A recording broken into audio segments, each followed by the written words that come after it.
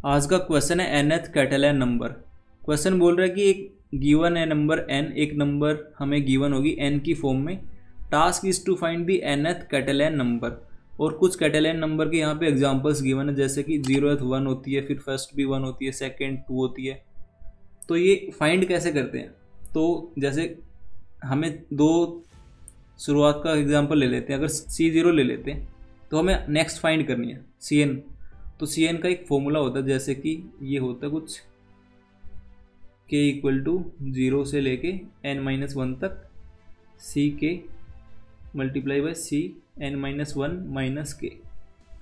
तो ये Cn को फाइंड करने का फॉर्मूला होता है, और n 1 से लेके n तक कोई भी इंटीजर ले सकते हैं। तो इस फॉर्मूले में अगर अगर n = 1 पुट करता हूँ तो मेरे पास वैल्यू 1 आ रही है। C2 फाइंड करना होगा, तो कैसे फाइंड करेंगे? इसको थोड़ा सिंप्लीफाइड वे में लिख देता हूँ मैं। C0 × C1 plus C1 × C0, क्योंकि जब k 0 से लेके 1 तक जाएगा तो k क्या कर रहा है, 0 से लेके 1 तक जा रहा है, और ये वाला n-1 - k है, ये 1 से लेके 0 तक आ रहा है। इसी तरह से C3 को फाइंड करेंगे। C0 C2 plus C1 plus C2 C0। यहाँ पे एक चीज़ नोटिस करना, जैसे एक और लिख देता हूँ मैं, C4 वाला C0 C3 plus C1 C2 plus C2 C1 plus C3 C0। तो जैसे कि जो फॉर्मूला है वो बता रहा है, फॉर्मूला भी बता रहा है, और यहाँ पे जो सीरीज़ है यहाँ से भी पता चल रहा होगा इजीली कि जो ये वाला है पहला C, इसमें जो इंडेक्सिंग है वो क्या है, हो रही है 0 से लेके n-1 तक जा रही है। और जो ये बाद वाला C है, ये वाला C, पहला वाला ये था, बाद वाला ये ऊपर वाला एरो। ऊपर वाले में क्या है, इसकी इंडेक्सिंग n-1 से 0 तक आ रही है, सेम इसकी तरह n-1 से लेके 0 तक, और पहले वाले की 0 से लेके n-1 तक, क्योंकि k 0 से लेके n-1 तक है।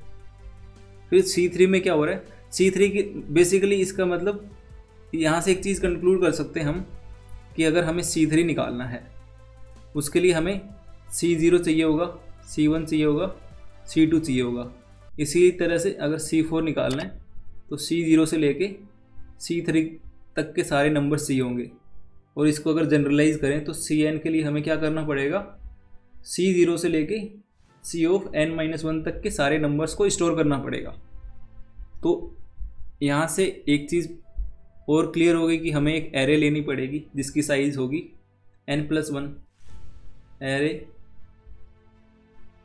जिसकी साइज़ होगी n+1, क्योंकि हमें क्या फाइंड करना, हमें nth, और हमें 0 से स्टोर करवाना है।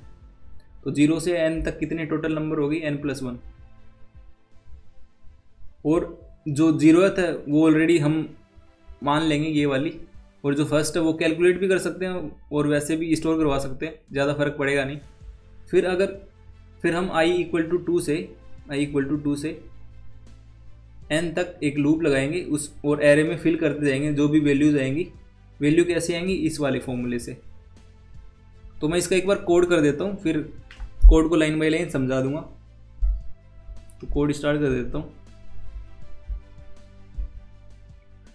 यहाँ पे क्वेश्चन में एक चीज़ और गिवन है, थोड़ा ध्यान से पढ़ना, कि अगर जो आंसर है ज़्यादा बड़ा है, इंट से ज़्यादा है, मतलब लॉन्ग में उसकी वैल्यू आ रही है, तो उसको हमें दिस नंबर से मॉडुलो करना है। तो इसको मैं स्टोर करवा लेता हूँ इंट मोड नाम से। 1 2 3 4 5 6 7 8 9। अब हमें एक एरे लेनी है, इंट एरे न्यू इंट, जिसकी साइज होगी n+1। एरे में 0th वाला स्टोर करवा देते हैं 1, और जो 1 वाला है ये स्टोर करवा भी सकते हो और नहीं भी करवा सकते, उससे फ़र्क पड़ेगा नहीं। अब मैं जैसे 1 वाला मैंने 1 को स्टोर करवा दिया, तो मैं जो यहाँ पे लूप है i = 2 से लगाऊंगा। अगर कोई नहीं करना चाहता तो वो फिर i = 1 करके कर सकता है। I less than equal to N I plus plus, फिर 4 इंट जे इक्वल टू 0 से लेके जे कहाँ तक जाएगा, आई तक। आई को इंक्लूड नहीं करेगा क्योंकि हमें एन वाला फाइंड करते हैं तो n-1 तक जाते हैं, तो ये जो आई है ये एन को ही रिप्रेजेंट कर रहा है। जे प्लस प्लस,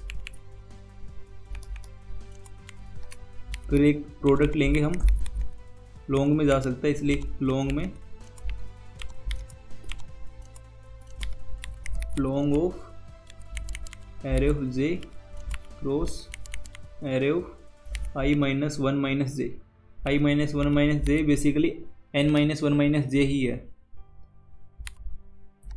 फिर एरे ऑफ आई में हम अपडेट करेंगे, इंट की फॉर्म में इसको फिल करेंगे, array of I plus product. ये एक्सीड कर सकता है इंट की वैल्यू को, तो इसको मोड ले लेते हैं और फाइनली इसको इंट में, ये जो इंट वाला है इंटीजर इसमें स्टोर करवा रहे हैं। और फिर एंड में क्या करना है, सिंपली हमें रिटर्न करना है एरे ऑफ एन को।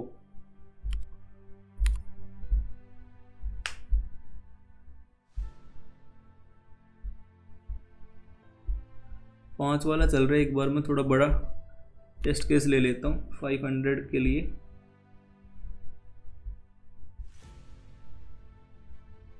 ठीक आ रहा है सबमिट।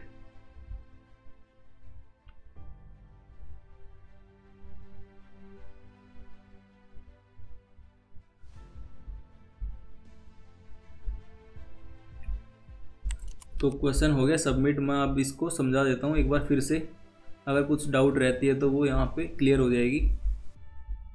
अगर फिर भी इसके अलावा भी डाउट रहती है तो आप कमेंट सेक्शन में पूछ सकते हो।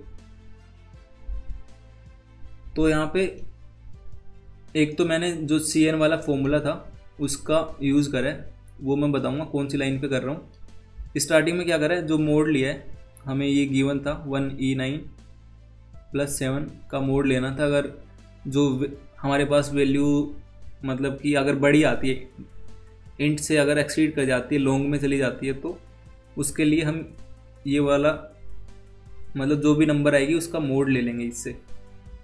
फिर आगे बोल रहे हैं कि मतलब बोल नहीं रहा, ये जो एरे है ये आप मतलब अगर CNth निकालना है उसके लिए हमें क्या करना पड़ेगा, C0 से लेके CN-1 तक की सारी वैल्यूज़ को स्टोर करवाना पड़ेगा, क्योंकि अकॉर्डिंग टू फॉर्मूला हमें वो सब रिक्वायर्ड होगी तभी CN निकल पाएगा।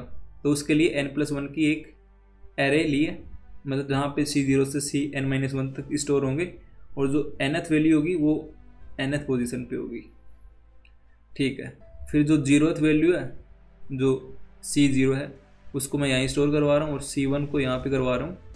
अगर इसको ना भी करवाओ तो यहाँ पे i=1 से आप चल सकते हो, बट मैं यहाँ पे करवा रहा हूँ, उससे ज़्यादा कुछ फ़र्क पड़ेगा नहीं। आप ये वाला ट्राई कर सकते हो इसके बिना वाला। फिर यहाँ पे 2 से लेके n, क्योंकि हमें n तक जाना है, n वाली को फाइंड करना है। फिर जो अंदर वाला फॉर लूप है ये क्या कर रहा है, बेसिकली जे 0 से लेके जा रहा है और i तक जा रहा है। i बेसिकली i को टच नहीं कर रहा, i-1 तक जा रहा है। तो ये वही वाला फॉर्मूला था अपना, जो वो था ना कि Ck × Cn-1 - k। तो जो n-1 है ये बेसिकली i-1 ही है, क्योंकि i को हम 0 से लेके n तक आइटरेट कर रहे हैं, तो i यहाँ पे n को ही रिप्रेजेंट कर रही है। बेसिकली n को फाइंड करने के लिए ही हम i को 0 से लेके n-1 या फिर n बोले n तक आइटरेट करवा रहे हैं। फिर यहाँ पे कर रहा हूँ मैं जो प्रोडक्ट है, ये वाला प्रोडक्ट, ये प्रोडक्ट मैं यहाँ पे कर रहा हूँ और इसकी वैल्यू इंट से एक्सीड हो सकती है, इसलिए मैं इसको लॉन्ग में स्टोर करवा रहा हूँ। Array of j into array of i-1 - j, i-1 - j।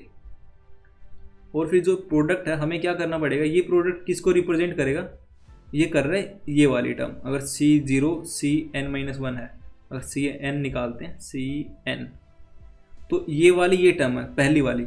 इसके आगे और भी तो आएंगी बहुत सारी, उसके लिए क्या कर रहे हैं, हर एक एरे आई को ऐड कर रहे हैं, मतलब कि फिर ये वाली फाइंड करेंगे उसमें इसको ऐड कर देंगे और इसको स्टोर करवा रहे हैं एरे ऑफ आई में।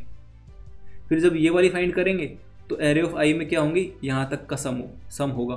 फिर जब ये वाली करेंगे तो यहाँ तक का सम होगा, इस तरह से। फिर एंड में क्या करना है, सिंपल जो nth पोजीशन पे जो भी एलिमेंट पड़ा हुआ है एरे में उसको रिटर्न करना है। तो ये था आज का problem of the day. I hope आपको समझ आ गया होगा। अगर फिर भी कुछ डाउट रहती है तो आप कमेंट सेक्शन में पूछ सकते हो।